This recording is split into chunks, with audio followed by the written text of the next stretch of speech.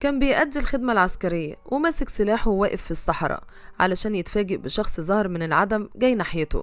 إنسان كان عادي في البداية، لكن الغريب إنه كان بيطوف كأنه طاير من على الأرض وملهوش رجلين. واللي حصل بعد كده معاه كان أغرب من الخيال. وتبدأ الحكاية من أحمد اللي كان بيأدي خدمته العسكرية في الجيش.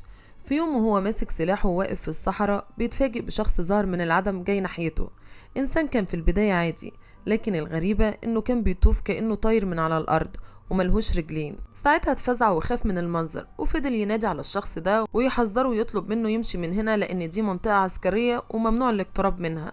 لكن ما كانش فيه أي رد فعل من الشخص ده، غير إنه لسه بيقرب بنفس الطريقة لحد لما وصل لمسافة قريبة جدا من أحمد. وقتها أحمد من الخضة والارتباك رفع سلاحه وفضل يضرب على الشخص ده أكتر من طلقة لحد ما وقع مكانه ميت. ومن هنا يبدأ الرعب الحقيقي، لأنه من بعد ما قتل الشخص ده اختفت جثته. وأحمد فجأة تجيله حالة فزع وخوف هستيرية لدرجة إن هو رمى سلاحه وهرب من الجيش. وبعد كده راح على البيت علشان يتفاجئ بيه أهله وهو داخل عليهم ووشه مخطوف وبينهج، وواضح إن هو مرعوب من حاجة وبيجري منها. وأول ما بيدخل البيت بيقع من طوله ويدخل بعد كده في غيبوبة، ويفضل طول الوقت يهلوس بكلام مش مفهوم. وكان كل ده وهو مغمض عينيه. وأبوه أول ما شاف حالته بالشكل ده راح جاب شيخ القرية علشان يرقيه.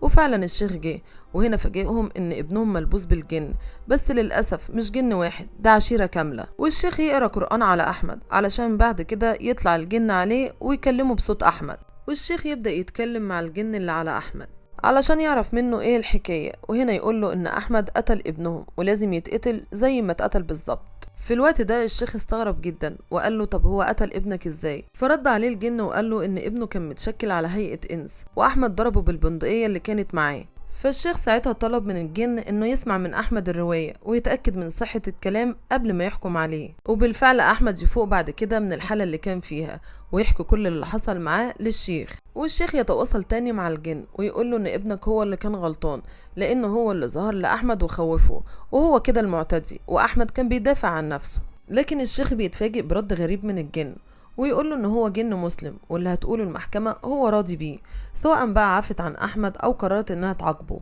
فالشيخ ساعتها ما كانش فاهم كلام الجن، فقال له يوضح كلامه، يعني ايه محكمة هيتحاكم قدامها احمد؟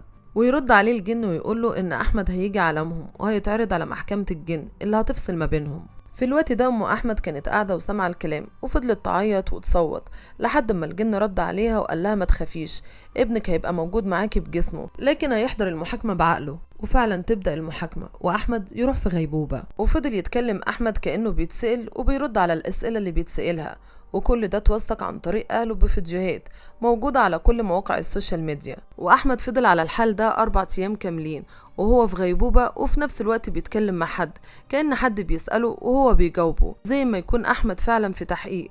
وده كله كان قدام أهله، لحد ما في يوم الجن يحضر على أحمد ويكلم الشيخ ويقول له المحكمة أصدرت حكم البراءة على أحمد، وإنه خلاص مسامحه دنيا وآخرة، بشرط ما يستخدمش سلاحه تاني ضد أي كائن غريب يشوفه قدامه. وقال له كمان إن أحمد دمه زفر. وطبعا الشيخ ما كانش فاهم، قال له لأنه برغم إن هو جه عالمهم وحضر المحاكمة بتاعتهم وشافهم على هيئتهم الحقيقية، بس ما كانش خايف. وأحمد بعد كده يفوق علشان يحكي على كل اللي حصل معاه، وقال إنه كان موجود في محكمة ولقى نفسه كأنه بيحلم أو متخدر وموجود في عالم تاني غير عالمنا، متسلسل من إيديه ورجليه بسلاسل حديدية. وبعد كده شاف واحدة ست جنية بتحاول تعتدي عليه وبتطلب من المحكمة القصاص منه، وعرف بعد كده ان دي ام الجني اللي هو قتله. وكمان شاف ابو الجن المقتول وعشيرته كلها، وبدأ يوصف المحاكمة وقال انها اشبه بمحاكمة البشر.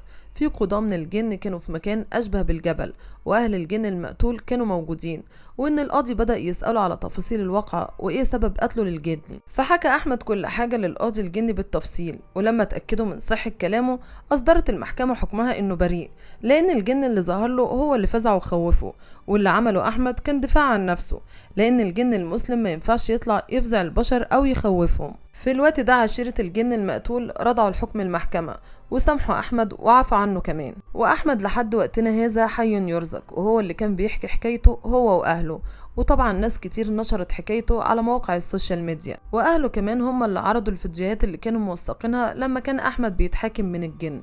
وانتشرت الفيديوهات دي على جميع مواقع السوشيال ميديا علشان نعرف ان الحكاية دي حصلت في اليمن. والناس كانت في الوقت ده في حالة ذهول، لان ما كانش حد يعرف ان ممكن الانسان يقتل الجن.